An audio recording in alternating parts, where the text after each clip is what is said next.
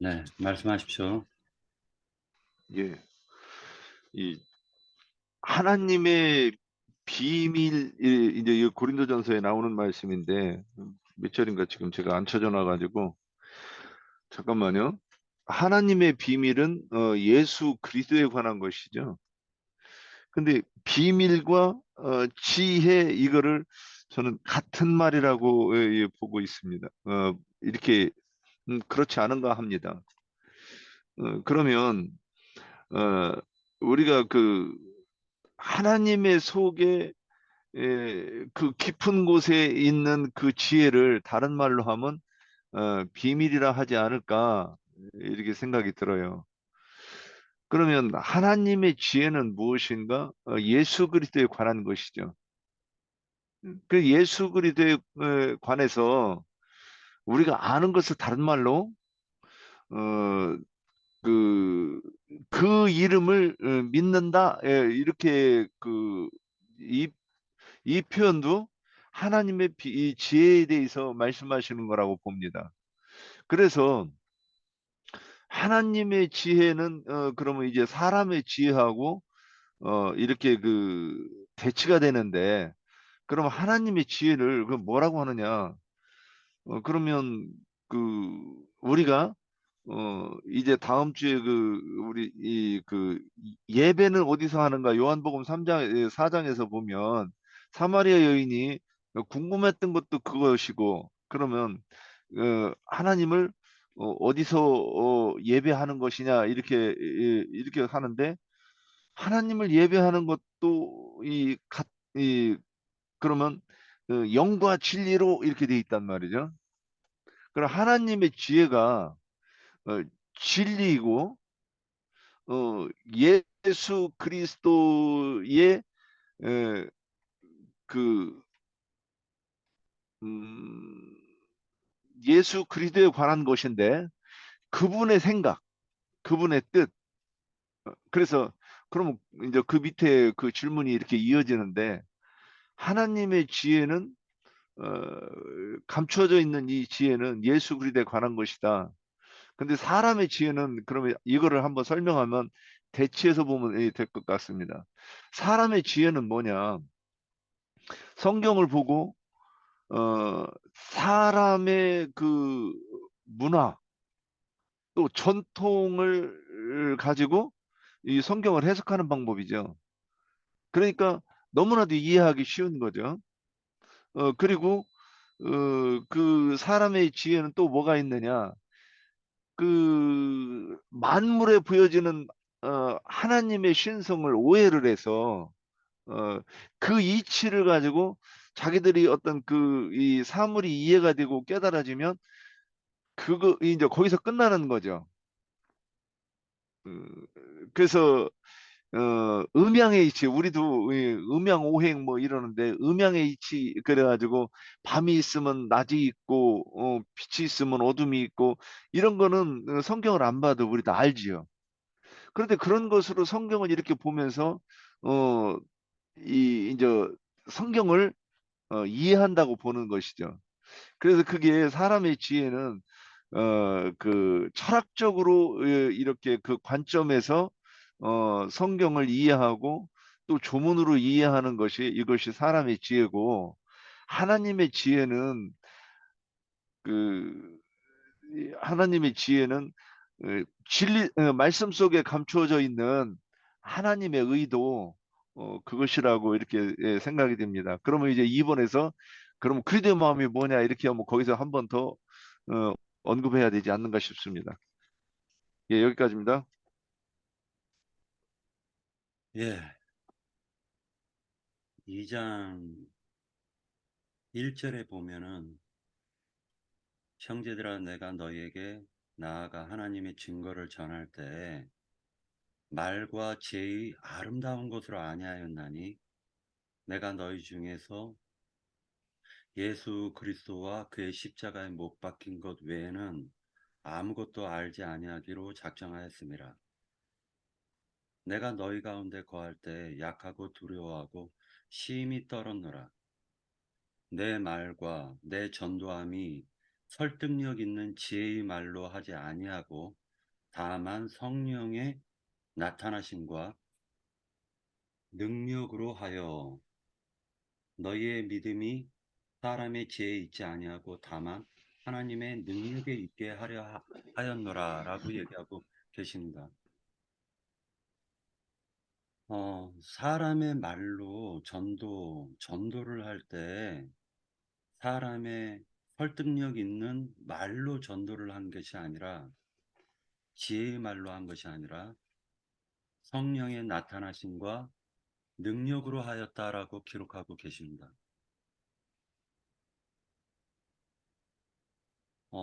성령의 나타남과 능력으로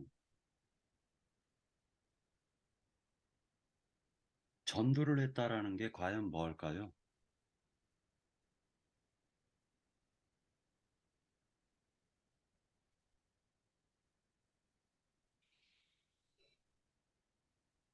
저는 오늘 그 고린도전서를 갖다가 어, 찾아보면서 하나님의 지혜와 사람의 지혜라고 문제를 올렸지만 사실은 이거 원장님 목소리가 좀 적어요. 소리가.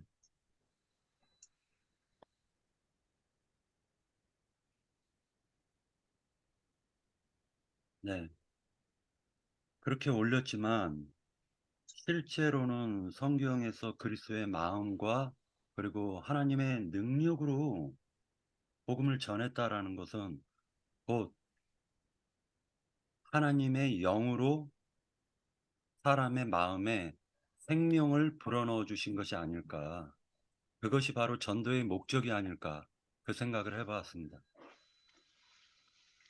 결국, 그, 결국 전도란, 결국 전도란 사람의 설득력 있는 그리고 세상적인 것으로 전하는 것이 아니라 그 사람 속에 하나님의 생명을 심어주는 것이 참된 전도가 아닐까. 이것이 하나님의 지혜요, 능력이 아닐까. 이런 생각을 해봤습니다. 그런 관점에서, 예, 윤상훈 형제님 말씀하십시오. 예, 그 하나님의 능력은 그래서 오순절날 우리가 이 능력을 덧입는 건데 능력을 덧입으면 뱀을 집으며 전갈을 밟으며 귀신을 쫓아내며 병든 자에게 손을 얹고 기도하면 낫는데 우리는 그게 무슨 뜻인지 이제 예, 바벨론 종교 때의 이해와 지금의 다르지 않습니까? 거기서 손을 얹고 기도해서 귀신을 쫓아낸다고라는 것이 귀신의 영을 받은 이 귀신의 가르침, 마귀의 교훈을 그거를 손을 얹고 기도한다 그랬는데 그 손을 얹고 기도한다고 그러는 것은 가르치는 것을 의미하죠. 그것이 하나님의 능력이다 이렇게 말씀하는 거죠.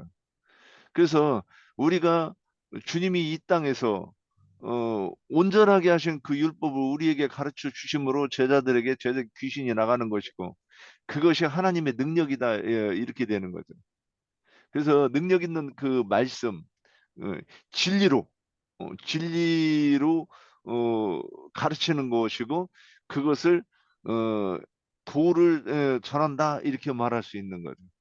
그렇게 했을 때 죽은 사람이 살아나고 귀신이 쫓겨나가고 병든 자가 낫고 그리고 어, 옥에 갇힌 자가 자유케 되는 그것이 주님께서 누가복음 4장 8절에서 보면 이 땅에 오신 목적이고 그 뜻이라고 이렇게 말씀하셨는데 우리가 이 전도는 이렇게 해야 된다 이 말씀이죠. 그래서 그 골로새서 그에서 보면 요 반대로 하는 것이 어, 나오는데 그 뭐라고 돼 있느냐면 골로새서 2장 8절에 보면 누가 철학과 헛된 속임수로 너희를 사로잡을까 주의하라. 이것은 사람의 전통과 세상 초등학문을 따르며 그리스도의 도를 따름이 아니니라 이렇게 기록되어 있어요. 그래서 여기서 철학이라고 하는 것은 어, 그 우리가 성경을 보고 어, 그 우리가 알고 있는 그 도덕, 전통, 또 문화 이런 것을 가지고서는 성경을 해석하는 그런 것이고 그것이 사람의 에, 교훈이고 철학이고 그 이 말의 아름다운 것. 그러니까 여기서 고린도전서에서 말의 아름다운 것을 하지 아니했다 그러는데 말의 아름다운 것이 그게 무슨 말이냐? 누가 들어도 이치에 합당한 말로 들리는 것이죠. 그러니까 우리가 성경을 해석해서 말씀을 전하면 그들의 이치와 상식으로는 안 맞죠. 어, 다른 세계에 대해서 얘기를 하는 거니까. 그래서 그들이 보기에는 어떤 것이 오히려 더 아름답게 보이고 더 합당하게 보이는 것은 어, 철학과 그 속임수 사람의 계명이 더 아름답게 보이는데 그걸로 하지 않았다 이렇게 말하는 것이라고 이렇게 보입니다. 예, 여기까지입니다. 네, 제가 좀 할게요. 네, 그 사복음서에도 주님이 그러셨잖아요. 뱀같이 지혜롭고 들같이 선하라. 이게 그 창세기 아담과 하와를 깰 때 뱀이 지혜롭게 깼잖아요. 하와를. 그래서 선악과를 먹게 했어요. 이게 뱀같이 지혜롭게 하라. 그래서 뱀도 엄청 지혜로운 거예요. 네, 여기서 이제 하나님의 지혜를 먼저 얘기를 할게요. 네, 솔로몬 왕이 뭘 구했냐면 하나님의 지혜를 여호와의 지혜를 구했어요. 여기서 열왕기 3장에서 보면 몇 절만 읽을게요. 나의 하나님 여호와여 주께서 종에게 종의 아버지 다윗을 대신하여 왕이 되게 하셨사오나 종은 작은 아이라 출입할 줄을 알지 못하고 주께서 택하신 백성 가운데 있나이다. 그들은 큰 백성이라 수요가 많아서 셀 수 없고 기록할 수도 없사오니 누가 주의 이 많은 백성을 재판할 수 있사오리까. 듣는 자 듣는 마음을 종에게 주사 주의 백성을 재판하여 선악을 분별하게 하옵소서. 솔로몬이 그것을 구하매 그 말씀이 주의 마음에 듣는지라. 이에 하나님이 그에게 이르시되 내가 이것을 구하였도다.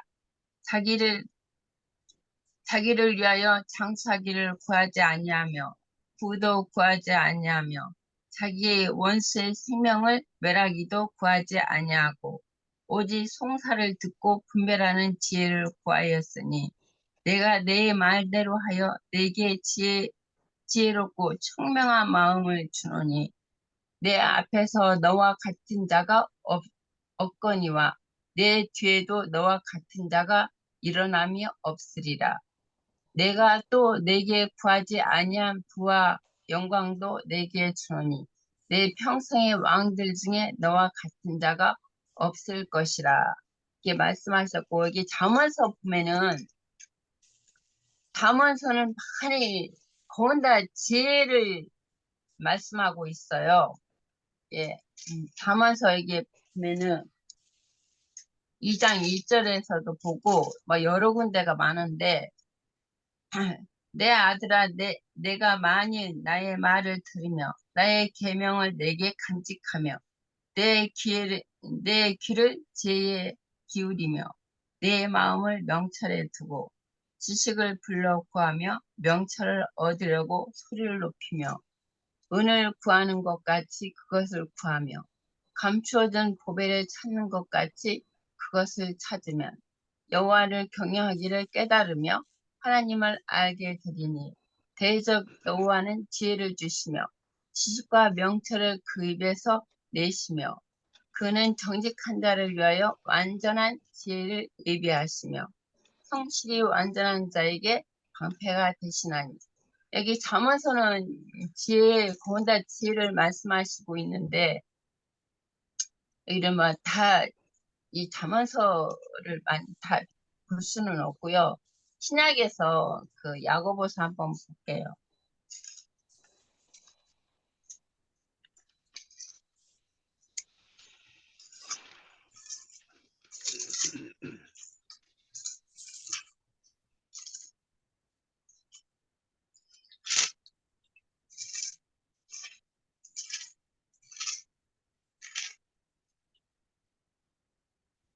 야고보서 3장 13절에 한번 볼게요.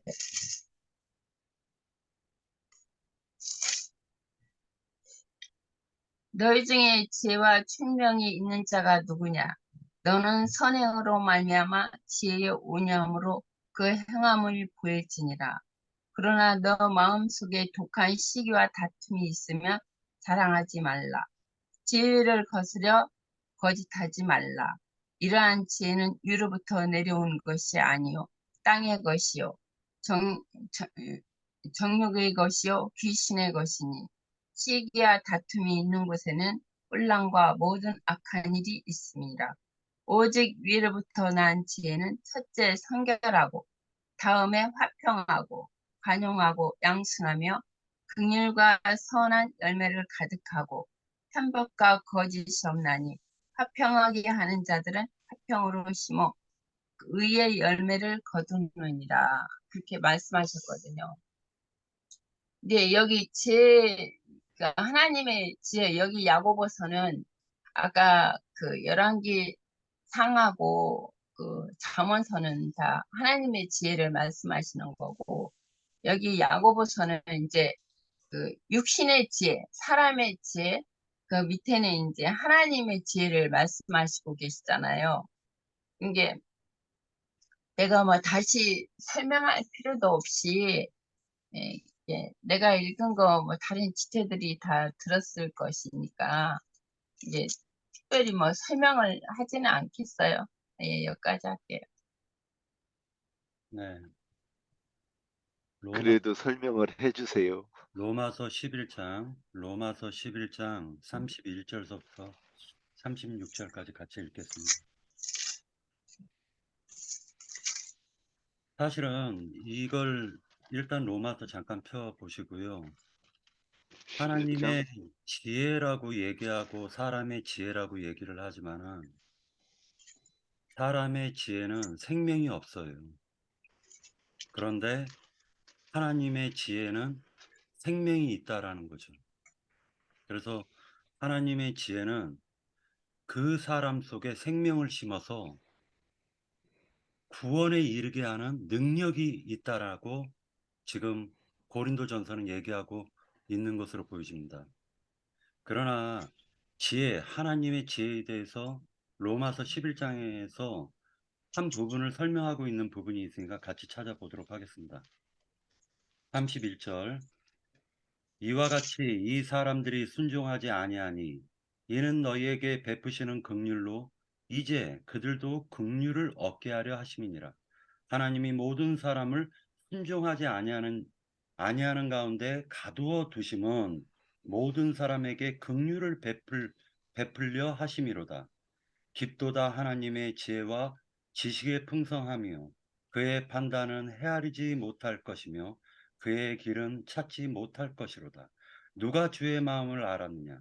누가 그의 모사가 되었느냐? 누가 주께 먼저 드려서 갚으심을 받겠느냐? 이는 만물이 주에게서 나오고 주로 말미암고 주에게로 돌아감이라. 그에게 영광이 세세에 있을지어다. 아멘. 결국 하나님의 지혜는 생명이 나온다. 그 생명은 곧 사람 속에 심겨진 하나님의 능력이다라고 표현하고 있습니다. 마태복음 13장에서 보면 씨 뿌리는 비유가 나오는데 씨 뿌릴 때 사람들이 물어봐요. 그랬더니 그 사람들이 물어보는 게 아니라 그것을 갖다가 비유가 아니면은 말씀을 안 하시는 겁니다. 많은 사람들에게. 제자들이 조용히 찾아와서 예수님께 물어요. 그때 예수님께서 하시는 말씀이 씨를 뿌리는 자는 인자라고 얘기를 하시면서 천국의 비밀을 너희에게는 알게 하셨다라고 얘기를 하면서 그 씨를 뿌리는 자는 인자고 갇힌 사람의 마음이라고 얘기를 합니다.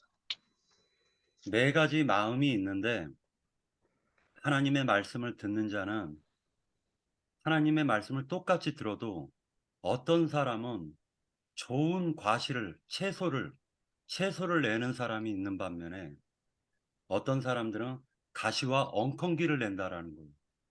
마음밭이 그렇다라는 거죠. 결국 하나님께서 긍휼을 입은 자들, 즉 유대교에서 버림받고 천대받는 그들에게 하나님이 비밀하게 그 속에 생명을 심었다라고 얘기합니다. 이것을 우리가 생각할 때 하나님의 지혜는 생명에 있다라고 저는 보고 있어요. 생명에 있다. 사람의 지혜는 신학 논리에 지나지 않는다. 사람의 지혜로 사람이 어떻게 하나님을 설명할 수 있겠어요. 그런데 하나님께서 그 속에 계시와 영감으로 지각을 통해 가지고 하나님을 그 마음을 비춰주시고 깨닫게 해 주시는데, 그 깨닫게 하시는 것은 온전하게 하나님이 죽고 장사되고 부활하신 그 길을 똑같이 걷게 하셔 가지고 다윗처럼 온전하고 완전한 자로 세우신다라는 걸 우리가 볼 수가 있습니다. 그래서 그 하나님의 지혜는 인간이 한 면에서는 헤아릴 수 없지만 한 면에서는 그리스도의 영을 받는 것이 하나님의 지혜가 아닐까. 그 영이 그 속에서 지각을 통해서 선악을 분별하게 하실 것이다. 그런 생각을 해봅니다. 그래서 전도를 할 때 생명을 갖다가 심는 것이 전도의 목적이다라고 저는 이제 고린도전서 2장을 보면서 아, 그렇구나. 사람의 말로 하는 것이 아니라 능력으로 한다면 그 능력은 온전하게 하나님의 말씀을 통해서 그 속에 생명을 심는 게 목적이구나. 그런 생각을 가졌습니다. 더 추가하실 내용 있나요? 네, 저도 조금 네. 하겠습니다. 지금 고린도전서 2장에서는 이제 우리가 고린도전서 1장에 앞서서 이미 하나님의 지혜라는 것을 언급을 했지요. 우리가 여기서 볼 것 같으면은 그리스도는 하나님의 능력이요 하나님의 지혜입니다. 그랬기 때문에 또한 고린도전서 2장에서도 예수 그리스도와 그가 십자가에 못 박힌 것 외에는 아무것도 알지 아니하기로 작정하였습니다 하면서 그리스도의 십자가의 도를 연결을 해서 지금 하나님의 지혜를 또 이야기를 하신다. 그 바로 밑에 저기를 해서 성령의 나타나심과 능력으로 하여서 사람의 지혜에 있지 않고 하나님의 능력이 있다 하는 것이 결국은 이 말씀이 앞서에 있는 고린도 1장에서 전서 1장에서 하는 말씀이라고 우리가 알 수가 있잖아요. 그랬기 때문에 하나님의 지혜라 할 것 같으면은 또 1장에서 또 볼 것 같으면 하나님께서는 27절에 세상에 미련한 것들을 택하사 지혜 있는 사람들을 부끄럽게 하려 하시고 세상에 약한 것들을 택하사 강한 것들을 부끄럽게 하려 하시며 하나님께서 세상에 천한 것들과 멸시받는 것들과 없는 것들을 택하사 있는 것들을 폐하려 하시나니 이는 아무도 육체의 하나님 앞에서 자랑하지 못하게 하려 하십니다 하는 것이, 그러니까 사람의 지혜라는 것은 육체의 지혜인 것인데, 그러면 육체의 지혜라는 것은 우리가 사도행전 13장 27절에 볼 것 같으면 이때 당시에 예루살렘에 사는 자들과 그들 관리들이 예수와 및 안식일마다 외놓은 바 선지자들의 말을 알지 못하므로 예수를 정죄하여 선지자들의 말을 응하게 하였도다 하는 것이, 선지자의 말이 응한 것이 결국은 예수님을 십자가에 죽이는 것이었거든요. 그랬기 때문에 그것은 사람의 지혜로서 그렇게 한 것에 대한 결과가 그렇게 된 것이고, 지금 여기에서 하나님의 지혜다 하는 것은 아까도 얘기를 했듯이 그리스도를 알려면 그리스도의 십자가의 비밀을 알아야 하는 것인데, 그것은 어떻게 우리가 아는가 하는 것에 있어서는 우리가 이미 보았던 것처럼 저기도 하자니만 또 선지자들을 통해서 이미 하나님께서 알려주신, 말하자면 그것을 어디에서 우리가 볼 수 있냐 하면은 이사야서 53장 1절, 이사야서를 좀 볼 것 같으면은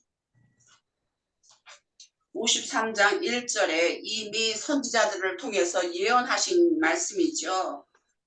우리가 전한 것을 누가 믿었느냐? 여호와의 팔이 누구에게 나타났느냐? 그는 주 앞에서 자라나기를 연한 순 같고 마른 땅에서 나온 뿌리와 같아서 고운 모양도 없고 풍채도 없은즉 우리가 보기에 흠모할 만한 아름다운 것이 없도다.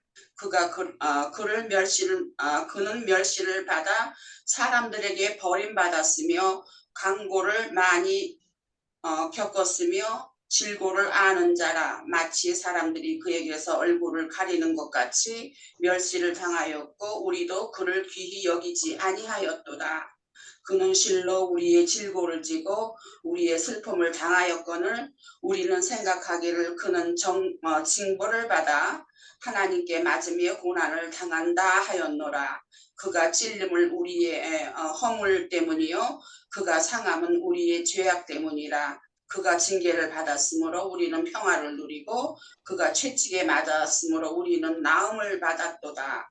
우리는 다 양 같아서 그릇 행하여 각기 제 길로 갔거늘 여호와께서는 우리의 모든 죄악을 그에게 담당시키셨도다. 이렇게 예언을 하신 것처럼 결국은 하나님, 이것이 곧 하나님의 지혜로서 선지자들을 통해서 예루살렘의 백성들과 또한 아까 얘기를 했듯이 사도행전 13장에서 얘기한 것처럼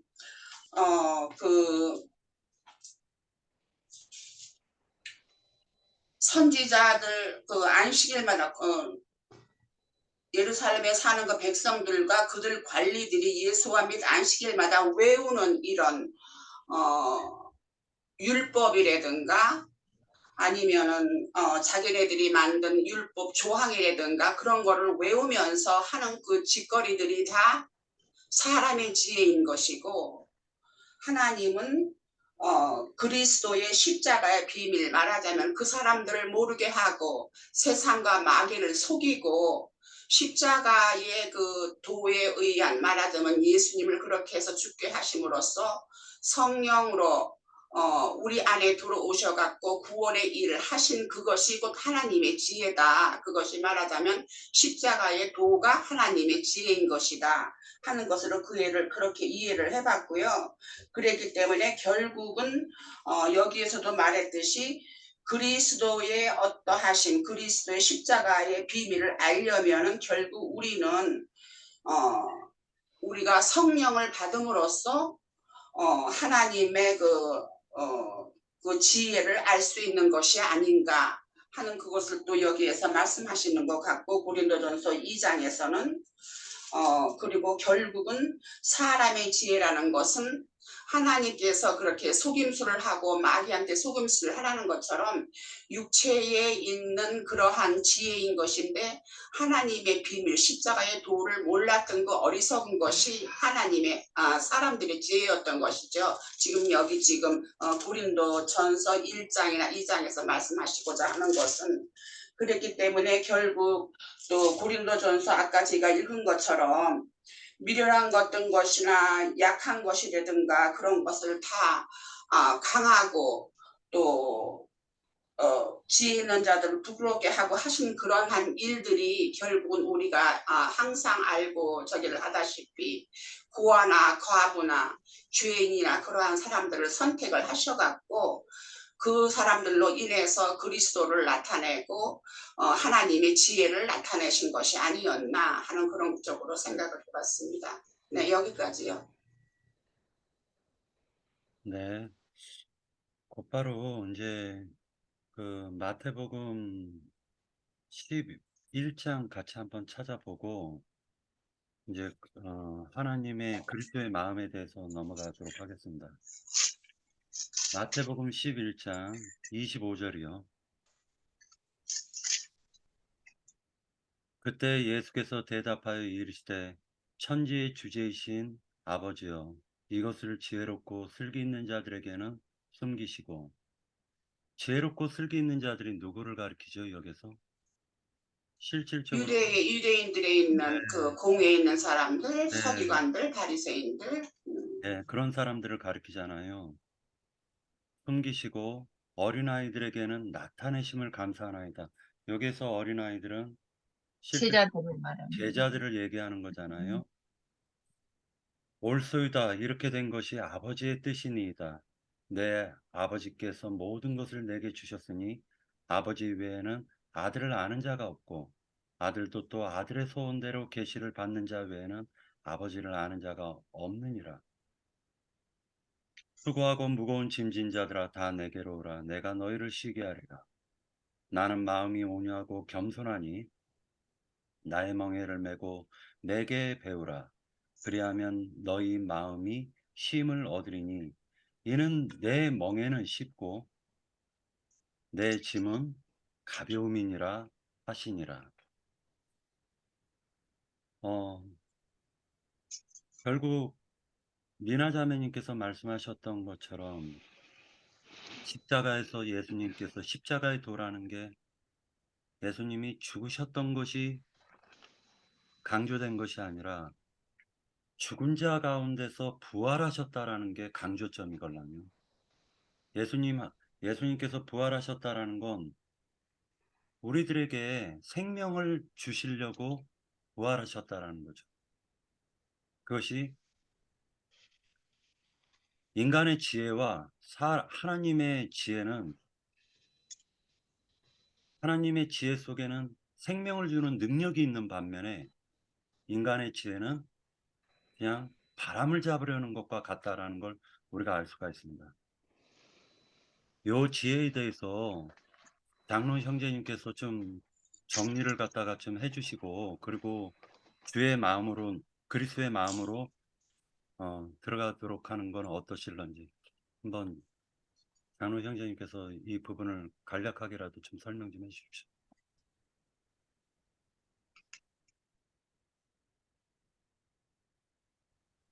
우리 형제들이 다들 잘들 증거하고 있고요.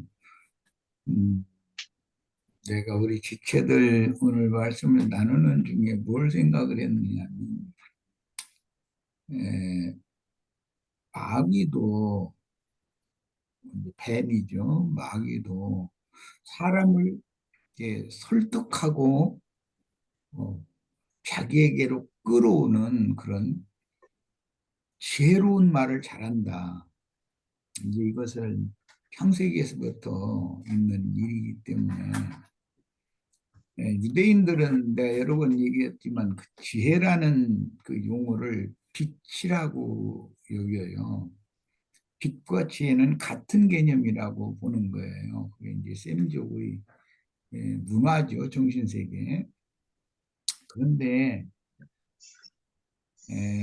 하나님의 지혜를 말할 때 예수를 세상에 사람의 모양으로, 죄 있는 사람의 모양으로 세상에 보내어 십자가에 못 박혀 죽게 하신 것이 하나님의 지혜다. 지금 오늘 바울 형제님께서 이것을 지금 강조하셔요. 뱀의 지혜는 당연히 이 세상 관원의 지혜, 지금 관원이라는 게 이 세상적인 전도를 하는 사람들을 말하는 것이고, 관리들이라는 말이 문자대로는 그런데, 유대교에서 관리들은 국민들이 낸 그 세금을 노고로 받아먹는 사람들인데, 그 사람들은 다 서기관, 율법사, 공의회 의원들, 다 그런 사람들이거든요. 그러니까 그 성경에 나오는 관원이라는 용어는 국민들이 낸 그 세금으로 녹을 받아먹고 사는 사람들이라는 뜻이에요. 그런데 그 세상 관원들의 지혜라고 하는 것은 그때 당시 성전에 또는 각지의 회당에 매 안식일이나 월삭이나 절기 때 제사장들이 의무적으로 그 솔로몬 행각에 백성들이 모이면 그곳에서 설교를 해야 되거든요. 말씀을 풀어서 강론을 하는 거거든요. 그때 당시의 당직 제사장에게 책임을 지고 그걸 해야 되는 거예요. 예, 예, 그들의 말이 다 지혜의 말이라고 그렇게 자신들은 자부하고 있는 거예요. 그리고 그들은 이제 그 모인 백성들에게 지혜롭게 말을 잘 해서 설득을 해가지고 그 성경에 있는 어떤 용어나 문단이나 이런 것들을 굉장히 학문적으로 지식적으로 깊이 있게 이렇게 논거를 하고 증거를 대가면서 해서 앞뒤가 딱 맞도록 이렇게 해가지고서 증거를 하는 것을 늘상 연습을 하는데 그게 이제 오늘날 목회자들이 설교 연습인 거죠. 예. 그렇게 연습을 해가지고 예를 들어 이번 무슨 절기에 그 어떤 제사장 그룹이 이번 절기에 당직을 맡게 된다. 그러면 그 중에서 제비를 또 뽑아가지고 누가 대표로 설교를 할 것인가 이것을 결정한다는 거예요. 그럼 그 사람은 제비가 뽑히던 날부터 계속해서 기도해 가면서 어떤 말씀, 어떤 한 단어나 한 절이나 또는 뭐 이제 그 절기에 맞는 설교를 하기 때문에 절교설기라고 그러죠. 그래서 이제 성경 어떤 부분을 읽는 것도 그 절기에 맞는 성경을 읽는 거니까 그것을 아주 고상하고 유창한 말로 설교를 잘하면 랍비 중에서도 인기가 좋은 거예요. 그 유대인들의 종교 생활이 그랬었어요. 이것을 이제 오늘날 우리들에게 이제 그 신앙생활에 한번 잘 적용을 해본다면 바울이 나는 말이 어눌하다 또 모세도 난 말이 어눌하다 이제 자신을 표현을 이렇게 했는데 예수님도 오늘날 부흥 강사라는 사람들 같이 무슨 그렇게 조리 있게 말을 이게 자기가 하고자 하는 말을 체계적으로 첫째는 둘째는 셋째는 이제 결론적으로 막 이렇게 해가면서 앞뒤가 딱 맞게 해가지고 사람들을 그 감동시키고 이야 은혜 받았다 하도록 그게 이제 그런 거 뭐 말쟁이라고 그러고 그런 사람들에게 대부분이 아니라 100%예요. 100% 그게 사탄의 사자들이거든요. 오늘날 부흥 강사라는 사람들은 사람들을 이렇게 붕 뜨게 만드는 기술이 있어요. 말로 그렇게 하는 거거든요. 이게 말로. 그럼 뭐 말재주라고 그래요. 그런데 예수님이나 그 주님의 제자들은 그런 말의 기술을 발휘하는 것이 할 줄을 몰랐었어요. 대부분 다 무식한 사람들이었으니까. 뭐 바울 형제님이야 뭐 굉장히 유식한 분이고 학문이 많은 분이었지만 그래도 바울 형제님도 그렇게 말을 능변으로 잘하는 그런 분이 아니었었어요. 이제 이런 걸 보면 단순히 똑같은 성경의 말씀을 가지고 말씀을 전하는데 부흥 강사들처럼 사람들을 이게 흥기시키는 그런 것을 잘하는 것은 그 100%가 그것은 속임수인 것이거든요. 순결해야 돼요. 어떤 말을 하는데 어떤 뭔가가 낀 것이 없어야 되는 거예요. 주님 앞에서 청결한 양심과 깨끗한 그런 정신으로 있는 대로를 말을 하면 상대방이 내가 억지로 막 저 사람을 설득시키기 위해서 막 그 유식한 말, 고상한 말 막 좀 근데 이런 것들 철학적인 어떤 용어들 이런 것들을 막 끼워가면서 하면은 사람들이 은혜 받았다고 그러거든요. 그런데 실제로는 예수님이 증거하시는 내용이나 사도들이 그 편지를 써서 보낸 말씀을 보면 굉장히 간결하고 단순한 거예요. 그런데 그 속에 진리가 있는 거거든요. 생명이 우리 저 박영재 지금 강조하는 것처럼 그 속에 생명이 있는 거거든요. 예, 사람들을 혼적으로 번쩍번쩍하게 하고 뭐 막 얻은 것이 있는 것 같이 하고 이렇게 아주 흥기시키는 그런 것은 100%가 다 그 거짓의 아비로부터 받은 그 뱀의 거짓말인 것이거든요.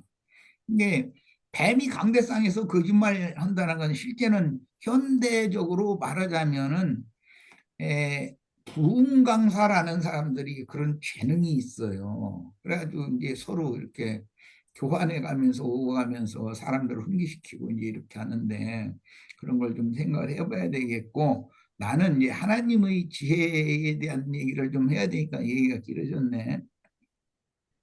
그 누가복음 16장에 보면은 하나님의 그 주인의 것을 가지고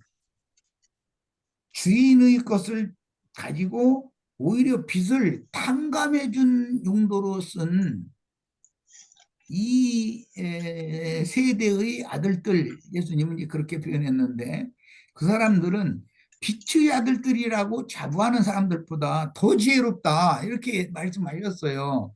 그러니까 자칭 빛의 아들이라고 자부하는 사람들은 유대교 지도자들을 말한 건데 그들은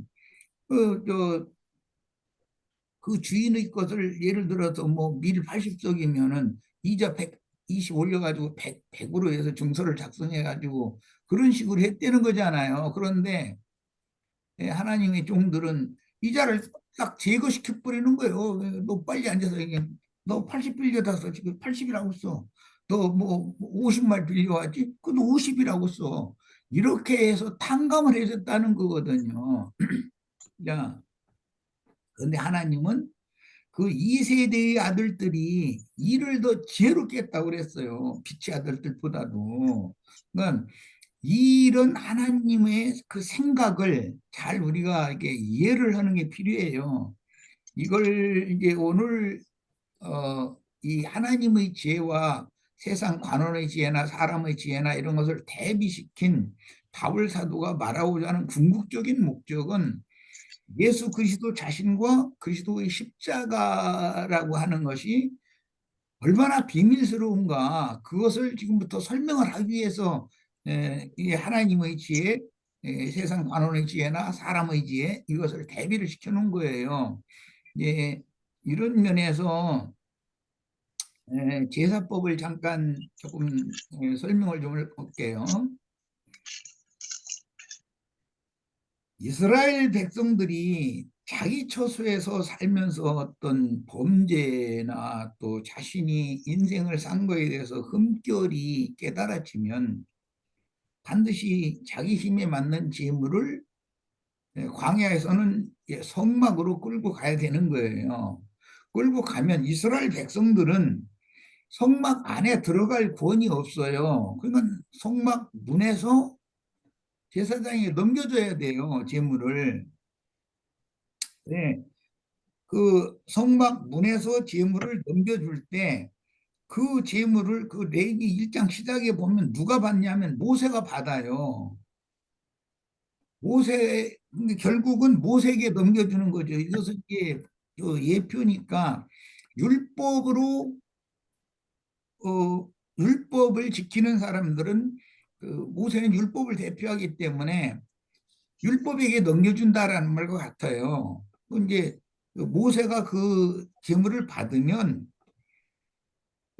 재물을 끌고 온 사람의 손을 두 뿔 사이에다 올려놓고 자신이 또 손을 더 포개 가지고 기도를 이제 해요. 그런 거 보고 안수라고 그러죠. 이 기도를 하는 것은 양면이 있어요. 한 면에서는 이 사람의 죄를 생각난 모든 흠결 이런 것들을 이 재물에게 떠넘긴다. 재물이 대신 지게 한다. 그런 뜻이 있어요. 그 대신 이 사람이 의롭다 하심을 받아야 되기 때문에 그러려면 그 재물 자체가 흠이 없고 온전한 것이어야 돼요. 그래서 반드시 어떤 재물 얘기가 나오면 흠 없고 온전한 것으로 바쳐라 꼭 이렇게 돼 있어요. 흠 있는 것은 재물로 쓸 수가 없는 거죠. 그러면 이 사람은 온전하지도 못하고 흠결이 많지만 흠이 없고 온전한 건 오히려 이제 짐승인데 그거는 인간이지만 짐승만도 못하다 이거거든요. 그 짐승은 흠결도 없고 온전하니까 그건 인간인데도 어? 그 온전하지도 못하고 흠결이 많은 사람이니까 지금 재물을 끌고 와서 그 재물에게 자신의 그 범죄들과 흠결들을 떠넘기는 거거든요. 이렇게 떠넘기는 것이거든요. 그러면 재물이 대신 이 사람의 것을 짊어지고 실제 사람이 죽어야 되는데 재물을 죽이는 거예요. 그 죽이는 게 누구냐면 모세예요. 모세가 그 재물을 잡는 거예요. 예, 그 제사장에게 그 모세에게 재물을 넘겨주면 그걸로 끝이에요. 재물을 가져온 사람은 구약시대 율법 제사라는 건 넘겨주면 모세는 재물을 죽이고 가죽을 벗기고 각을 뜨고 그 다음에 제사장들한테 사제들한테 넘겨주면 사제들이 번제단에 그 각을 뜬 그 손질된 재물을 갖다 태우는 거예요. 이제 그런 것이 마당의 번제단 제사였었어요. 이걸 잘 생각을 해보시기를 바래요.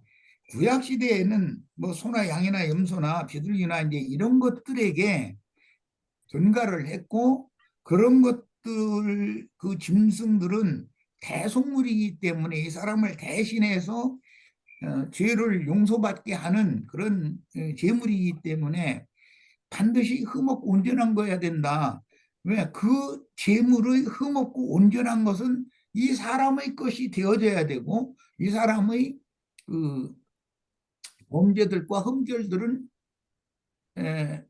흠없고 온전한 재물이 대신 짊어지고 가야 되고 이렇게 이것을 저기 전가시키고 받아들이고 하는 것을 안수라고 그래요.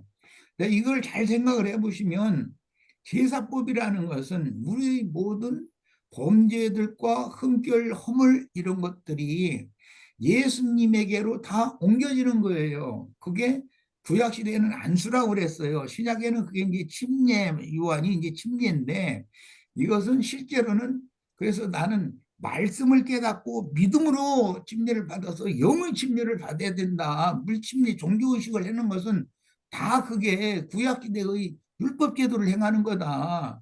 이건 믿음으로 침례를 받아야 된다. 그러려면 말씀을 깨달을 수 있도록 이런 모든 진리를 정확하게 가르치는 것이 필요하고 사람들은 깨닫고 나의 죄를 예수님에게로 전가시키고 예수님의 흠없고 온전하심은 나의 것으로 취하고 믿음이라는 것은 그런 양면이 있단 말이에요. 한 면에서는 예수님께로 나의 모든 범죄들과 그 흠결과 허물들을 이렇게 맡기는 것, 부탁하는 것 그것이 있고 한 면에서는 예수님의 흠없고 온전하심을 나의 것으로 받아들이는 것, 취하는 것, 이 양면이 있어요. 나의 것은 예수님에게 가고 예수님의 것은 나에게 오는 거예요. 그게 이제 로마서 3장에 말하는 자기도 의롭고 믿는 자들도 의롭다고 하려 하심이라 그 칭의 법이라는 거예요. 이런 문제를 잘 생각을 해보시기를 바래요. 예수님은 유대인이 유대인들의 그 공회에서 우리의 율법에 의하면 저는 마땅히 죽을 자다. 그게 구약 시대는 모세가 그 제물을 받아서 죽이는 걸로 돼 있거든요. 그 말은 율법으로 죽인다 이 말이에요. 그러면 사실은 흠이 없는 제물인데 그들의 율법에 의하면 예수는 마땅히 죽을 자거든요. 그래서 우리의 모든 그 범죄들과 지난날의 모든 범죄들과 흠결들과 허물들과 이런 것들은 모두 다 예수님께 전가를 시켜서 예수님이 대신 지게 하는 거고 예수님의 흠없고 온전하신 그것을 내가 받아들이는 거예요. 그것이 구약시대는 안수고 신약시대는 그게 믿음이란 말이에요. 그러니까 이런 것을 정확하게 사람들에게 설득하고 가르치려면 하나님의 지혜는 예수를 사람으로 당신 자신이 죄 있는 사람의 모양으로 죄악된 세상에 와서 회개하고 돌이킨 사람들의 모든 범죄들을 대신 짊어지고 그 사람이 받아야 되는 형벌을 대속물로서 예수님이 십자가에서 그렇게 뭐 그 십자가에 달려서 죽는 게 간단한 문제가 아니거든요.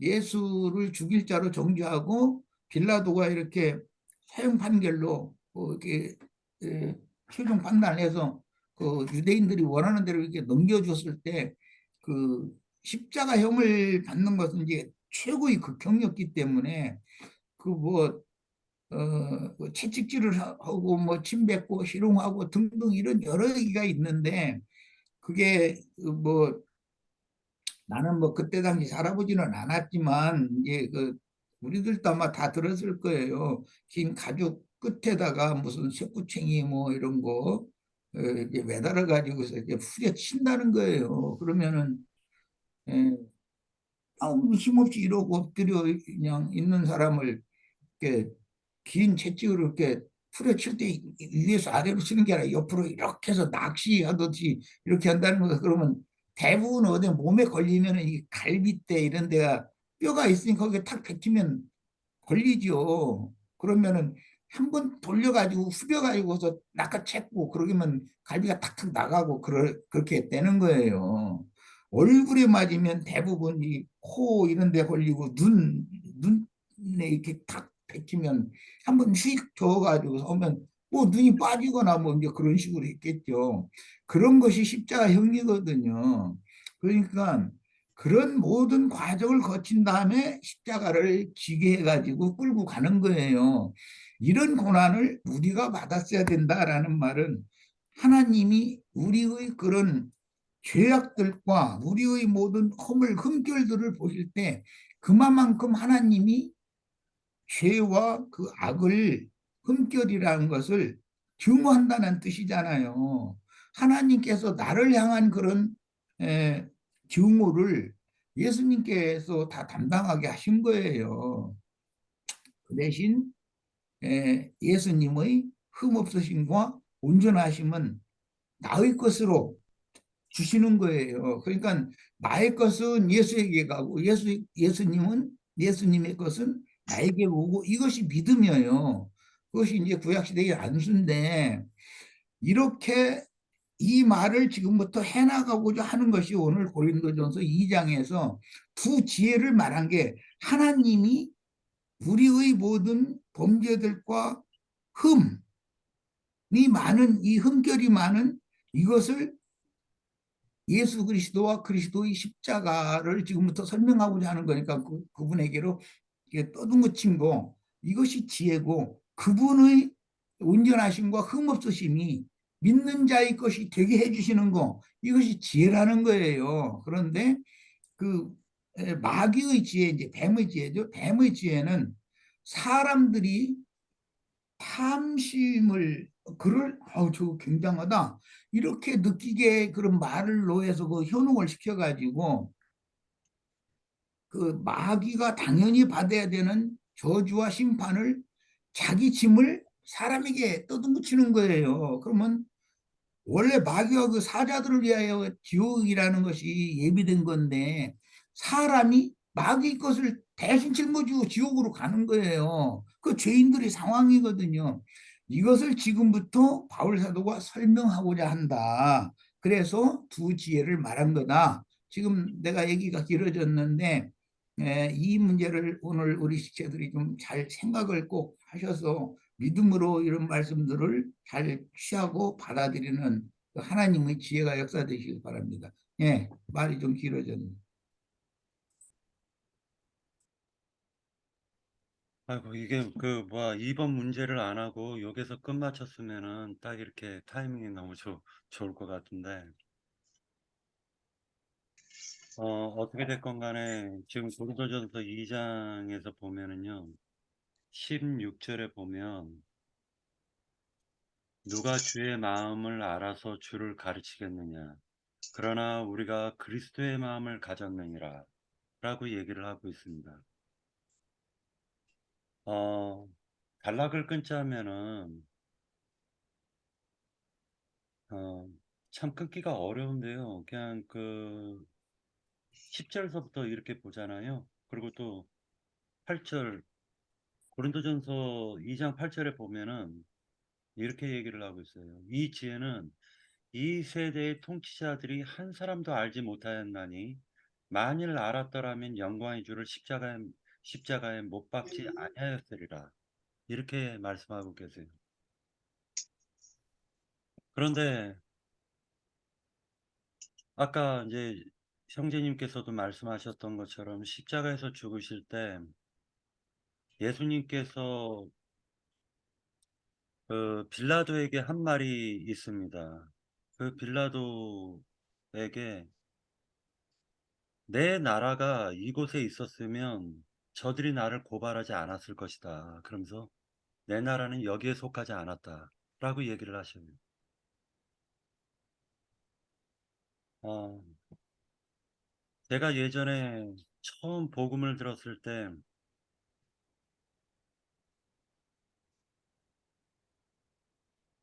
그 인간의 죄를 뭘로 표현하냐면은 어떤 목회자가 그런 얘기를 했어요. 그 합판에다가 아주 예쁜 그 인테리어를 한 합판에 못을 갖다 하나를 꽝 박아버린대요.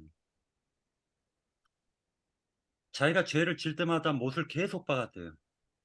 허물이 있을 때마다. 그러고 난 다음에 착한 일을 할 때마다 그 못을 하나씩 뺐답니다. 못자국만 남았다라는 거예요. 나중에 결국 못은 하나도 없는데. 인간으로 태어나가지고 자기가 지은 모든 허물을 갖다가 다 예수님께 넘기지 않고 본인 스스로가 그걸 담당한다면은 영원토록 그걸 못 갚을 거라고 저도 생각을 합니다.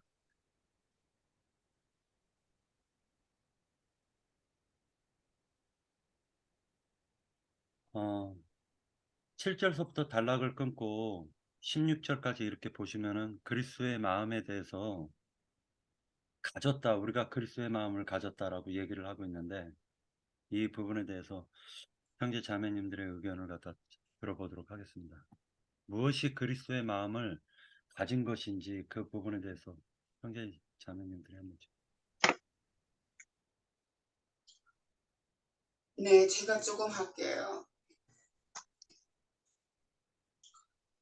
주님이 십자가에 돌아가시기 직전에 제자들을 데리고 그 겟세마네 동산에 올라가셔갖고 기도를 하셨지요.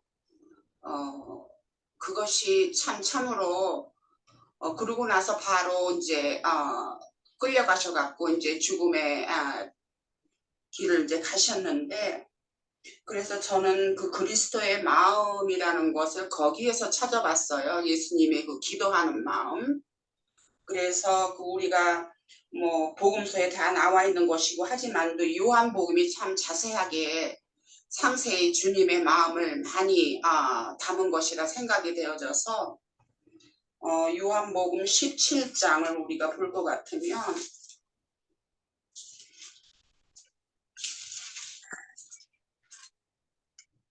이게 굉장히 길고 많으니까 제가 조금 이제 좀 골라갖고 이렇게 정리를 했어요. 그래서 17장 9절에서 우선 보면은 9절에서 11절까지 볼게요.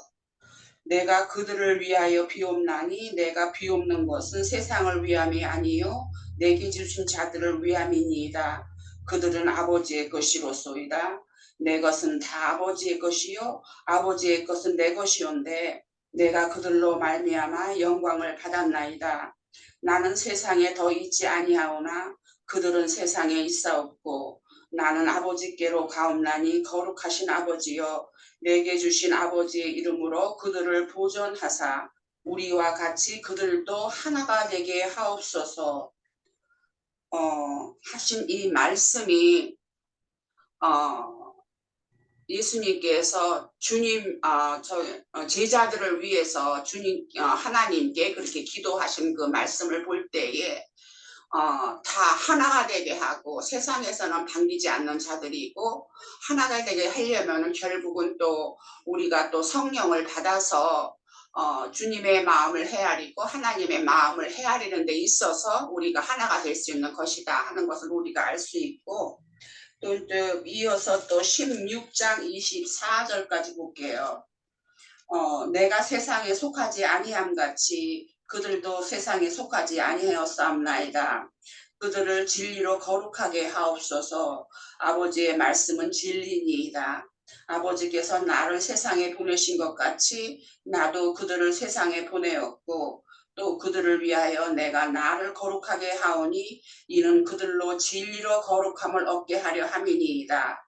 내가 비옵는 것은 이 사람들만 위함이 아니요 또 그들의 말로 말미암아 나를 믿는 사람을 위함이니 아버지여 아버지께서 내 안에 내가 아버지 안에 있는 것 같이 그들도 다 하나가 되어 우리 안에 있게 하사 세상으로 아버지께서 나를 보내신 것을 믿게 하옵소서 하는 이 또 이 기도의 말씀 내용으로 봐서도 제자들을 통해서 복음을 전하고 그것이 오늘날에 우리에게까지도 왔고 한 것처럼 또 거룩하게 함을 받기 위해서는 성령으로 말미암아 거듭나서 하나님의 마음과 주님의 그 가르침을 우리가 알고 깨닫고 하는 그러한 저기에서 거룩함을 얻는 것이고 또 결국은 세상에서 분별되어져 갖고서 아버지께로 우리가 가는 그 믿음의 생활이 그 신앙이 결국은 주님께서 우리에게 남기신 그런 일이고 또 바람이고 또 우리는 복음을 전함으로써 주님의 일을 또 우리가 성취하고 하는 것이 아닌가 하는 것이 곧 그리스도의 마음이 아닌가 그렇게 생각을 해봤습니다. 네, 여기까지 할게요. 네, 윤상훈 형제님 말씀하십시오. 예. 고린도전서 2장 그 12절에 보면 우리가 세상의 영을 받지 아니하고 오직 하나님으로부터 온 영을 받았으니 이렇게 돼 있어요. 그러면 하나님으로부터 온 영은 성령을 말씀하시는 거죠. 그냥 성령이 우리에게 오시는 것은 뭐 너희가 믿을 때 성령을 받았느냐? 그리고 성령을 받아라 그랬어요. 그러면 성령을 받으면 어떻게 되는가? 그 12절 그 뒤에 보면 은혜로 주신 것들을 알게 하려 하심이라 이렇게 돼 있어요. 그 은혜로 주신 것이 무엇인가? 은혜가 뭐예요? 대가 없이 우리가 받는 것을 말하는데 하나님께서 우리에게 대가 없이 주시는 것이 무엇인가? 진리를 알게 하시는 거죠. 음, 뭐 어떤 이곳에서는 진리라고 말하고 어떤 곳에서는 그리스도의 율법이라고 말하고 어떤 것은 온전하게 하신 그 율법이라고 말씀하고 이렇게 여러 이제 입체적으로 우리가 오해할까 봐 그러는데 그러면 우리가 성령을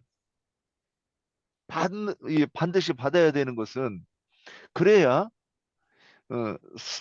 성령께서 인도하시는 대로 사는데 그것이 로마서 8장에서는 생명의 성령의 법이라고 이렇게 돼 있단 말이죠. 그렇지 않으면 사망의 법을 따라서 살 수밖에 없는 거죠.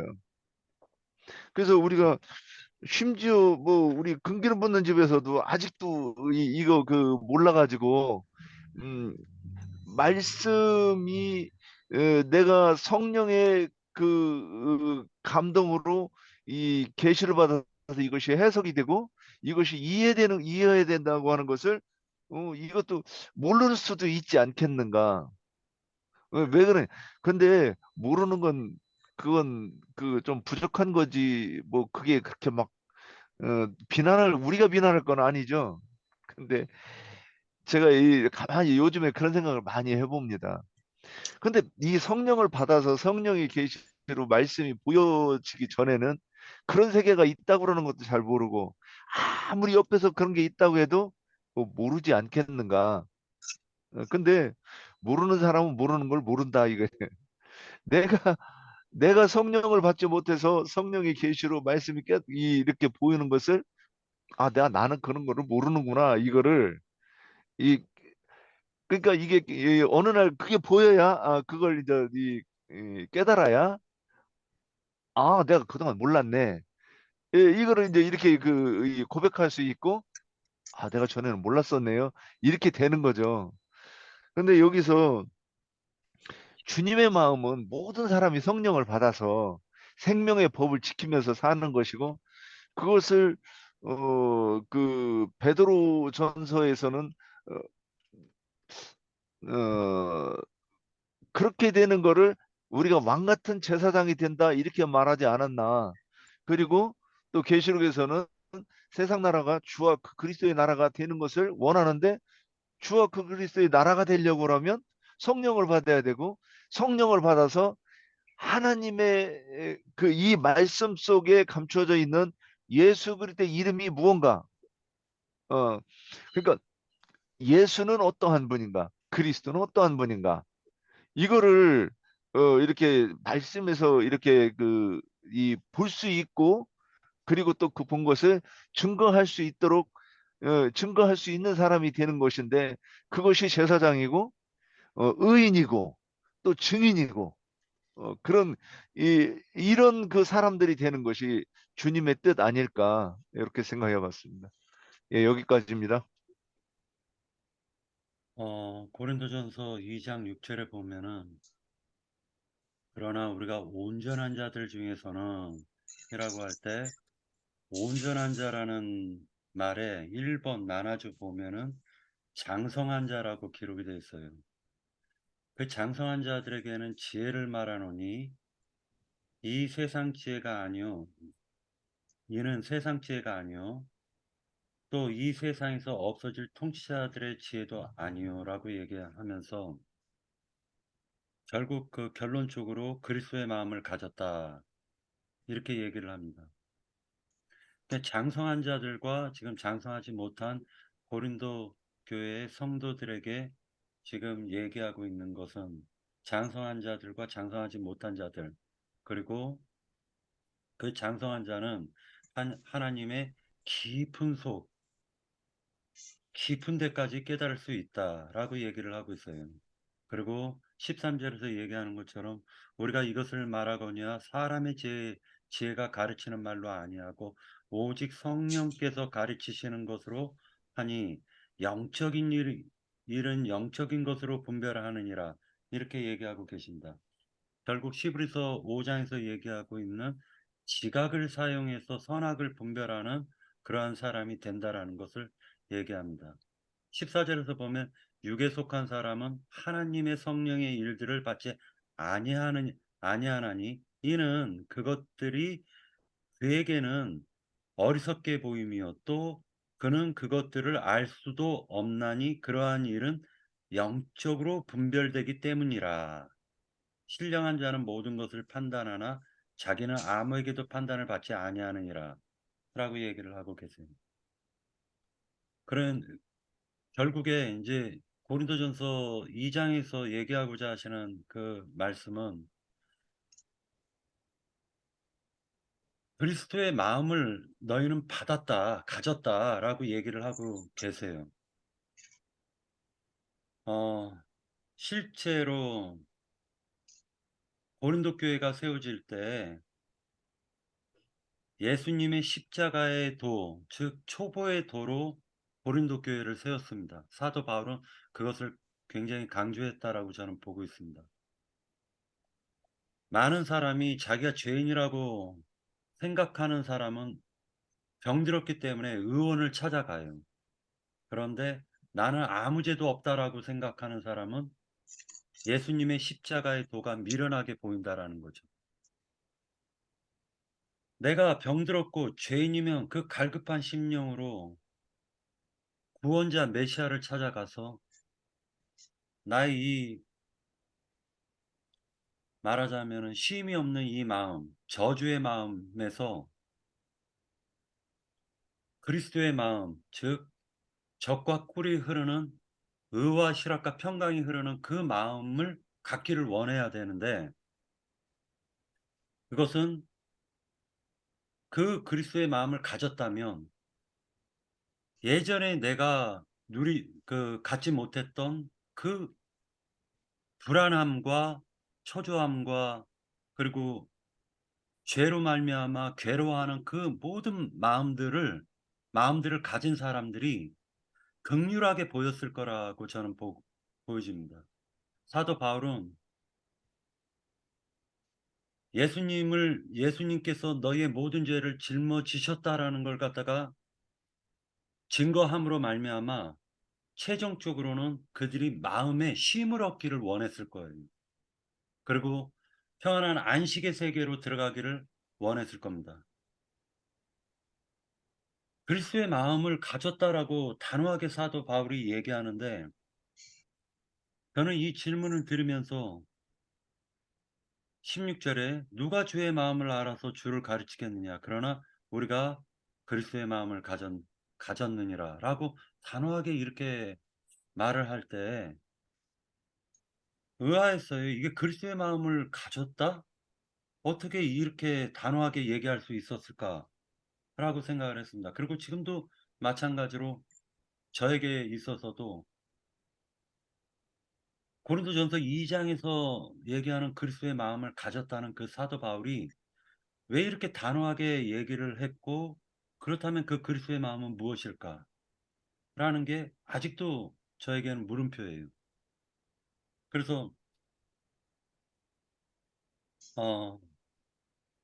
그런데 전도할 때에는 어떤 사람이 죄 때문에 괴로워하는 사람을 최근 들어와서 만나보지를 못했어요. 최근 들어와 가지고는 신기하게도 많은 지금 현재 대한민국의 기독교가 십자가의 도를 너무나도 허접하게, 그리고 어 얼마나 이게 큰 구원이라는 것을 갖다 싸구려 가치 없는 구원으로 확 뒤바꿔 버려 놔 가지고 그들에게 아무리 설명을 해도 이단자라는 소리밖에는 못 들어요.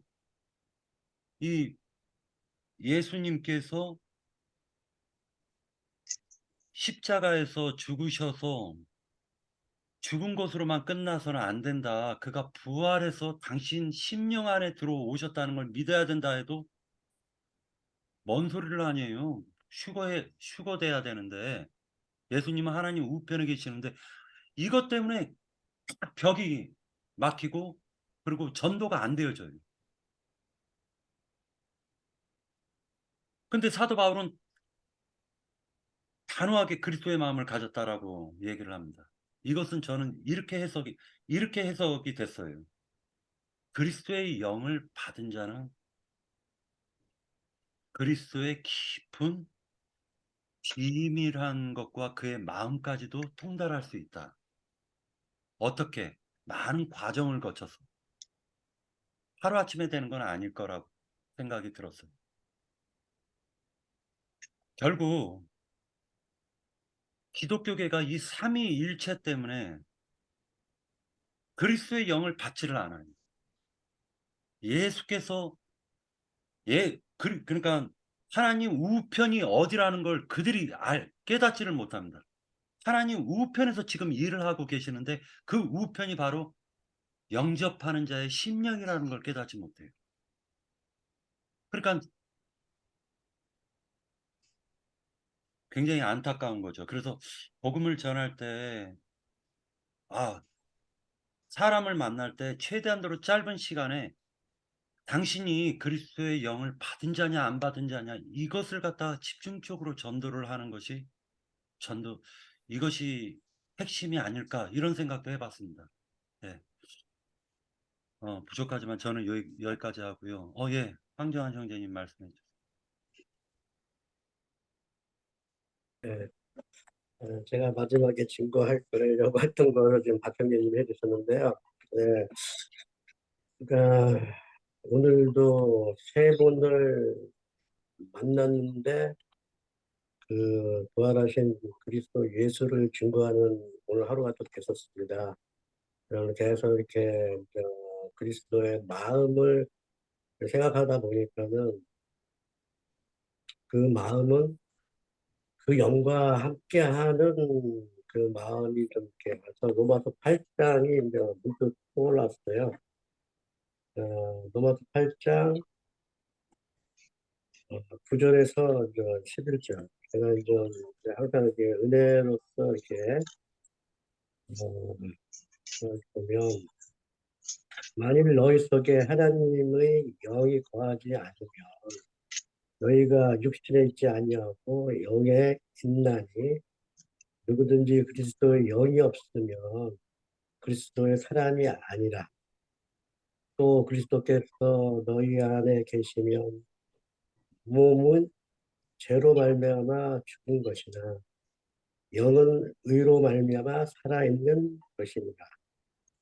이렇게 이제 나오면서 예수를 죽은 자 가운데서 살리신 이의 영이 너희 안에 거하면 그리스도 예수를 죽은 자 가운데서 살리시는 이가 너희 안에 거하시는 그 영으로 말미암아 너희 죽을 몸도 살린다. 그러니까 앞서 얘기했지만 그러니까 저는 항상 그렇습니다.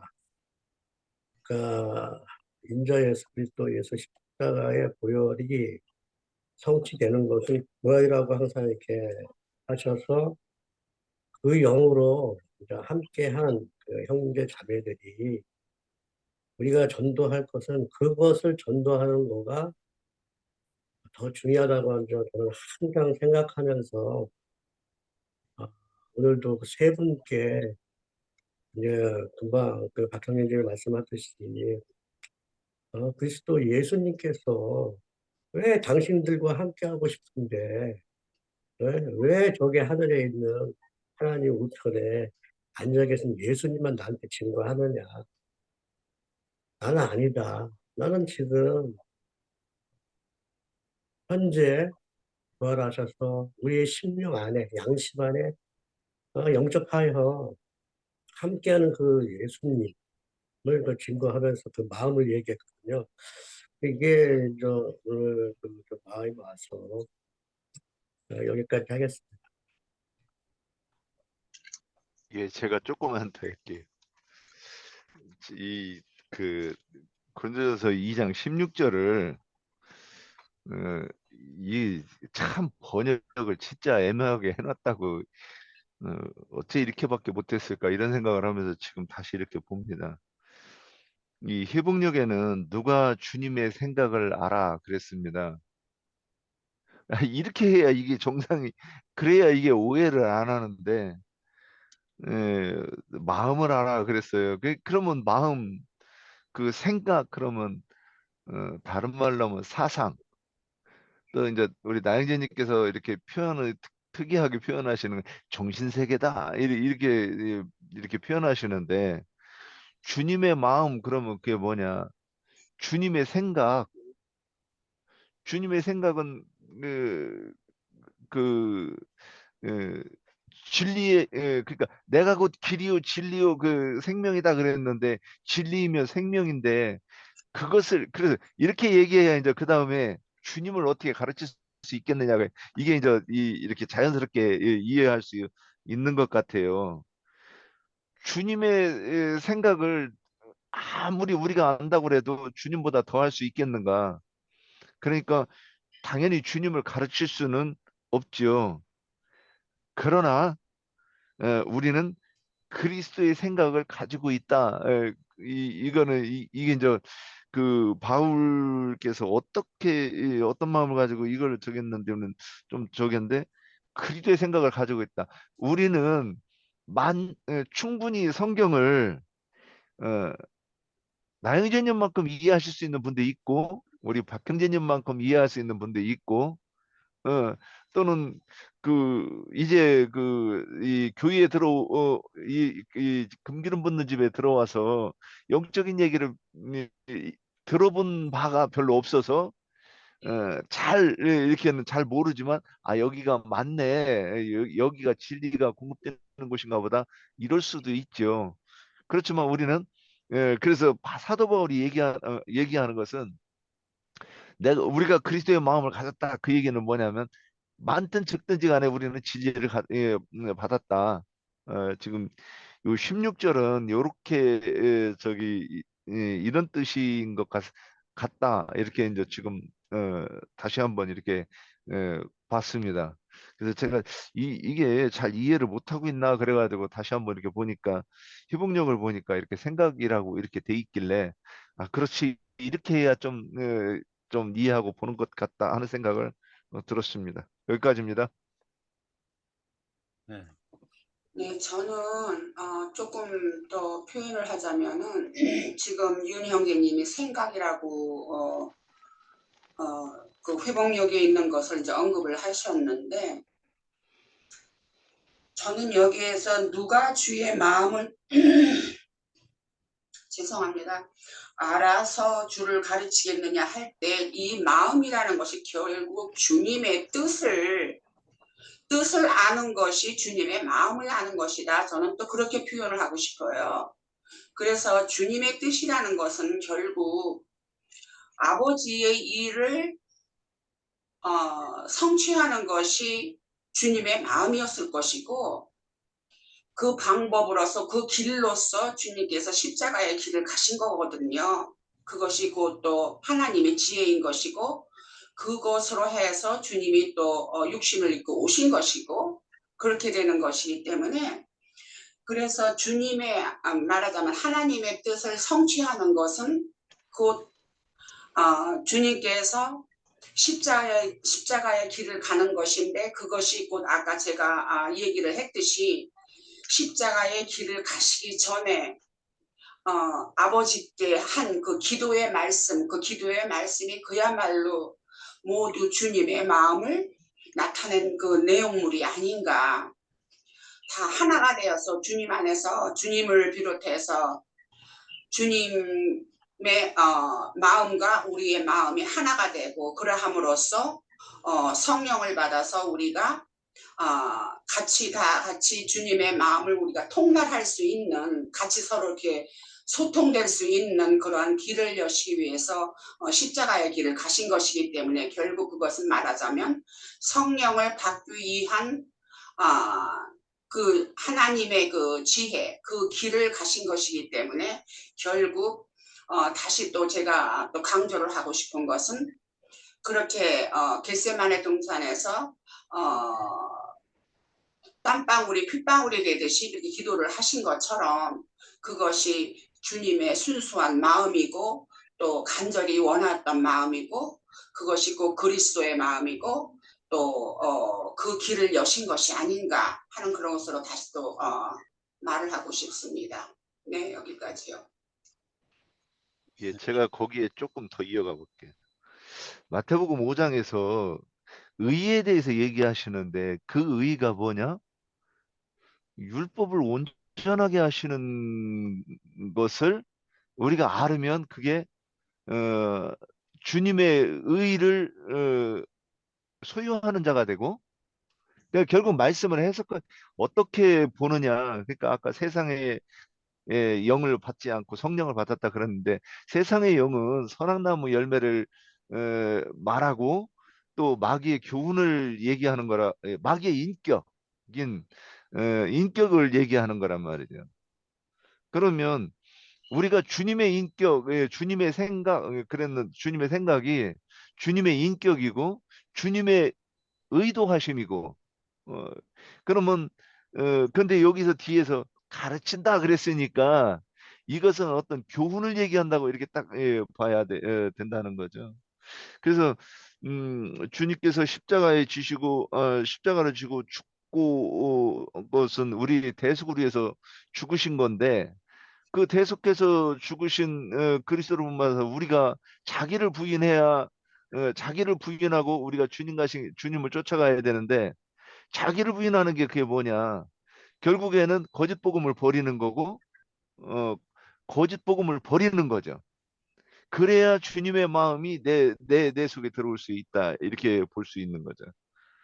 그래서 이 너희 의가 서기관과 바리새인들보다 더 낫지 못하면 결단코 천국에 들어가지 못한다 그랬을 때, 더 나은 의가 뭐냐면 주님의 마음, 그 진리. 그러니까 진리가 주님의 마음이고 어, 마음이라고 이렇게 봐야 되지 않는가. 좀 아까 그 말씀하신 것에 이어서 제가 이렇게 붙여봅니다. 네. 주님의 마음을 알으려면 주님이 내 속에 들어오셔서 주님의 그 뜻과 계획과 목적을 우리에게 알게 하셔야죠. 계시로 말미암아. 이게 바울 사도는 그 모든 것을 다 통달했어요. 왜냐면 제 젊어서부터 그 다메섹 도상에서 이제 그 하나님의 빛으로 보신 주님을 봤고, 그때부터 이제 주님의 사역을 시작하게 돼 있잖아요. 이게 주님이 내 속에 들어오셔서 하나님의 비밀, 하나님의 계획, 하나님의 목적, 그것을 그 하나님의 영을, 성령을 받지 않고서는 그 하나님의 모든 것을 알 수가 없어요. 이게 그 주님의 성령을 내 안에 내가 받아들이고 그 영이 생명이 내 안에 들어오셔서 바울 사도처럼 그 하나님의 모든 것을 다 계시로 말미암아 알게 됐잖아요. 그런 것처럼 이게 기독교인들은 그게 다른 것이 뭐가 다르냐? 우리는 주님이 우리 안에 계셔서 주님이 하시는 일을 하셔요. 그 이제 계시를 통해서 그 영을 통해서 성령을 통해서 알게 하시는데, 이게 기독교인들은 뭐냐? 밖에 있는 하나님, 그런 게 나하고는 상관이 없죠. 생명하고는 상관이 없어요. 내 안에 주님이 내 안에 들어오셔서 일을 하시고 깨닫게 하시고 알게 하시고 모든 진리 가운데로 인도하시는 주님을 만나야 되는데, 그분을 내 안에 모셔야 되는데, 그렇지 않고 밖에 있는 주님을 자꾸 찾아. 그런 게 하나님의 우편에 계시다. 뭐 성령은 바람같이 왔다가 사라지고, 그런 그런 황당한 그런 뭐 추상적인 하나님, 그런 하나님을 믿기 때문에 이게 형제님들이 복음을 전해도 그들이 받아들이지 않는 것은 생명이 다르고 진리가 다르기 때문에, 그들은 역시 다른 복음, 다른 예수, 그런 것을 믿기 때문에 이상하다고 생각하고 이단이라고 생각. 벌써 그들한테 말을 전하면 이 사람이 저 이단이네, 뭐 여호와 증인이네, 여호와 증인도 하나님의 여기 저기 성경대로 말하는데 이 사람도 성경 말씀대로 말한다. 그러면 성경 말씀이 하나님의 말씀이지. 그럼 기독교 목사들이 말을 듣고 맹신하면은 기독교 목사들이 신학을 해서 나와가지고 그들의 그 신학이지 하나님의 말씀이 아니잖아요. 목사들이 말하는 것은. 이게 목사들이 말하는 것을 맹신하니까 이 하나님의 그 성경 말씀을 말하면은 이단이라고 생각해요. 그들은 목사의 말을 맹신하기 때문에 이 성경을 몰라요. 성경을 모르고 이게 우리가 옛날에 그 기독교 우리도 그 예배당 나갔을 때는 진짜 성경에 대해서 너무 무지했어요. 무지했는데 이제 조금씩 이제 이 교회 생활을 통해서 보면은 성경을 이제 계속 보게 되잖아요. 뭐 저기 많이 알고 뭐 진리를 막 이렇게 많이 아는 것은 아니지만 그래도 어쨌든 성경을 보게 되고 성경이 이런 말씀이구나, 이렇구나, 그런 것을 다시 깨닫게 되고 알게 되고 그렇잖아요. 그런 것처럼 그들은 전혀 그 우리가 그 말 한마디 건네도 이단이다. 저들은 이단이다. 성경 말씀대로 성경대로 한다. 성경 말씀이 하나님 말씀이지 뭐 그 뱀의 말이거나 세상 말은 아니잖아요. 그런 것처럼 그러니까 진리가 다르니까 진리를 알지 못하니까 벌써 딱 벽을 쳐요. 이단이라고. 그렇게 말을 하더라고요. 또 여기서 아까 고린도 전서 그 2장 16절 마지막 절에도 우리가 그리스도의 마음을 가졌다.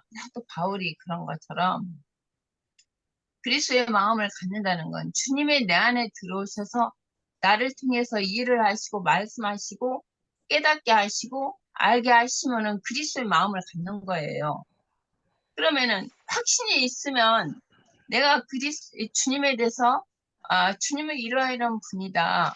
내게 확신이 있으면 그렇게 다른 사람한테도 그렇게 전할 수 있는 것이죠. 이게 요한복음 내가 한 109점만 볼게요. 시간이 많이 됐는데 네, 그러면 하지 말을게요. 네, 안 할- 끝날게요. 예, 이제 저기 제가 저기 한 1분만 저기 더 할게요. 그 우리가 이렇게 신앙생활을 가면서 참 하나님에 대한 신관이 참 반드시 잡혀야 되는 게 참 중요하겠다 이런 생각이 들어요. 저도 이게 제가 말하는 게 맞는지 모르겠지만 하나님은 말씀이신데 그분이 말씀하면 우리가 이제 이 오해를 하느냐 이해를 하느냐 갈림길에서 우리가 서 있는 거예요. 근데 이해를 해야 되는데 자꾸 오해를 하는 거예요. 그래서 말씀이신 하나님이 그런데 이 오해하는 사람은 절대로 내가 오해한다는 걸 모르고 이해하는 사람은 아, 내가 이게 참 귀가 어두워서 잘 이해를 잘 못하네. 나는 왜 이거밖에 안 될까? 이럴 수는 있지만은 오해하는 사람은 절대로 자기가 이게 내가 하나님의 말씀 오해했네. 이 생각 안 하죠. 근데 여기서 그러니까 하나님의 말씀을 들어가지고 내가 그걸 잘 이해를 해야 되는데 이해한 것을 뭐라고 하냐 그리스도의 마음을 아는 것이다. 이렇게 이제 말씀했다고 한 번 더 이제 요 각도에서 한 번 더 이렇게 표현해 봤습니다. 예, 여기까지입니다. 예, 장로 형제님 그리스도의 마음을 가졌다. 이게 정확하게 어떤 말씀인가요? 그러니까 누가 주의 마음을 알아서 주를 네, 가르치겠노? 이게 단어적인 의미로는 이제 그 영어로 마인드라고 되어 있는데 대부분 뭐 쉽게 생각이라고 그러지만 인이나 자매님이 마인드에 대해서 좀 여러 가지 그 의미를 잘 설명을 해주면 쉬울 것 같으네. 그 사전에는 뭐 사고, 감각, 기능, 뭐 그런 이해력 뭐 이렇게 사전에는 돼 있는데 영어권에서는 그 마인드라는 용어를 이 킹제임스 성경에 이렇게 나와 있는데 일국역에도 이렇게 나와 있고 그 한번 인이나 자매님이 영어를 잘 아시니까 좀 네, 그걸 설명을 하시면 될 것 같아요. 영어 자체로 그 마인드라고 할 것 같으면은 우리말로는 생각으로 표현하는 것이 아마 더 적절할 거예요. 예. 이제 그러는데 또 마음, 이 지금 번역에서는 마음이라고 한 것이 오히려 더 저는 그 영어에서 저기 한 마인드를 해서 그 회복력에서 번역한 것처럼 생각이라고 한 것보다는 오히려 더 마음이라는 것이 깊이가 있지 않을까 저 자신은 그렇게 생각을 해요. 마음이라든가 뜻이라든가 그러는데 영어에서 아까도 얘기했듯이 마인드라고 할 것 같으면 생각하는 그 어떠한 그것을 갖다 마인드라고 생각하고 있는 그 자체를 마인드라고 표현을 하거든요. 제가 이해하는 거는 그래요. 네. 그래서 회복력에서는 영어의 그 번역으로 그대로 표현한 것이 아닌가 그렇게 생각하고 우리가 지금 보는 이 번역은 거기에도 좀 깊이를 더한 것이 아닌가 저는 그렇게 말을 하고 싶어요. 마음에는 뜻이라는 것이 포함이 되어 있지 않을까. 주님께서 원하시는 어떠한 그 의도, 그 뜻, 그것이 포함되어 있지 않을까 하는 거하고 생각하고는 조금 더 마음이 깊이가 있지 않을까. 저는 그렇게 생각하고 싶어요.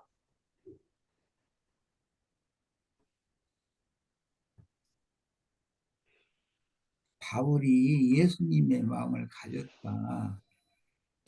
이렇게 표현을 한 것은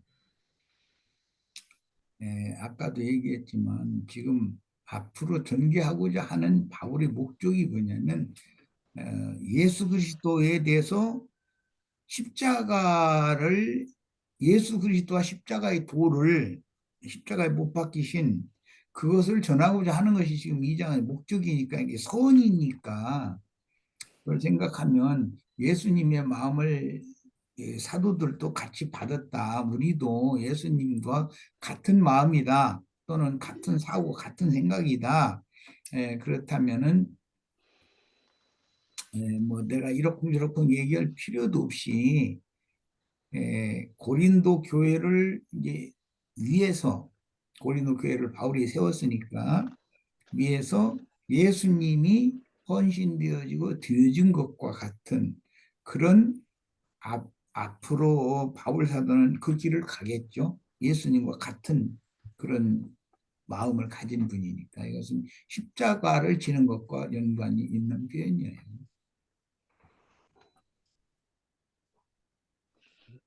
네. 오늘은 이것으로 마치도록 하겠습니다. 고린도전서 3장. 한 가지 우리가 이제 위에서 보면은 어, 아까 찬송가를 갖다 이렇게 틀려고 할 때 보니까요. 그 광고가 나와요. 광고가. 그런데 아주 그 삐쩍 마른 아프리카 그 어떤 소년인지는 모르겠는데 어린애가 있는데 내가 봤을 때도 한 100개월은 좋게 안 먹은 것처럼 보이더라고요. 그런데 항상 부하게 살면서 풍족하게 먹어본 사람들은 그 어린아이의 그 고통을 갖다 모르겠죠. 근데 정말로 먹을 게 없어가지고 이제 우리 어머니 같은 경우도 그 언젠가는 그 얼굴에 부항이 걸렸었대요. 그 먹지를 못해가지고 뭐 피죽 먹고 피죽을 갖다가 이렇게 막 먹을 수도 없는 걸 끓여서 먹었었다라고 하는데 저는 그게 이해가 안 돼요. 왜냐면은 그 이후로 67년도에 태어났으니까 그 이후로는 산업화 때문에 이렇게 먹는 것이 풍족했걸랑요. 그런데 그 아프리카 그 소년을 보고 그 어떤 분이 너 왜 이렇게 말랐어 하다가 입이 딱 다물어지는 거예요. 그리고 이제 마음과 마음이 통하겠죠. 그리고 뭐라 말을 못하고 하고 어떡하지? 이렇게 나오는 거죠. 우리가 한 영혼을 만날 때 그 영혼이 지금 영원한 불에 다름박질한다면 그것이 하나님께서 영안의 눈을 열어주신다면 지혜의 말이 무슨 소용이 있어요? 실제로는 그 사람 하나님의 마음을 알면 그를 당장 붙잡고 그 길에서 멈추게 해야 되겠죠. 사도 바울은 세상 사람들이 봤을 때 미쳤다라고 소리를 들었습니다. 그러나 사도 바울은 아닙니다. 나는 지금 가장 온전한 정신이라고 했어요. 우리가 복음을 위해서 미치지 않으면은 실제로는 복음을 위해서 미쳐야 되는 것이 그리스도의 사람이 아닐까라는 생각을 해요. 그래서 고린도전서 1장을 보면서 하나님 복음을 위해서 미치게 좀 해주세요. 다시 예전의 마음을 회복시켜 주세요. 미친 영을 갖게 해주세요. 라고 기도를 하고 있었습니다. 이것은 죽어가는 영혼을 갖다 위해서 말과 지혜로 하는 것이 아니라 하나님의 능력으로 하려면은 복음을 전하는 사람은 미친 영이 들어가야 된다. 그것이 세상 사람들이 봤을 땐 미친 영이고 하나님이 보셨을 때는 그리스도의 마음이 아닐까 이런 생각도 해봅니다. 네, 이것으로 마치려고 합니다. 그 부족한 거 있으면 더 채워주시고 아니면은 제가 지금 얘기한 게 부족하면은 좀 더 채워주셔도 됩니다. 끝내시지요. 네, 없으면 이것으로 마치도록 하겠습니다. 네, 다들 늦은 시간까지 이거는 녹화는 하지 마시고 네,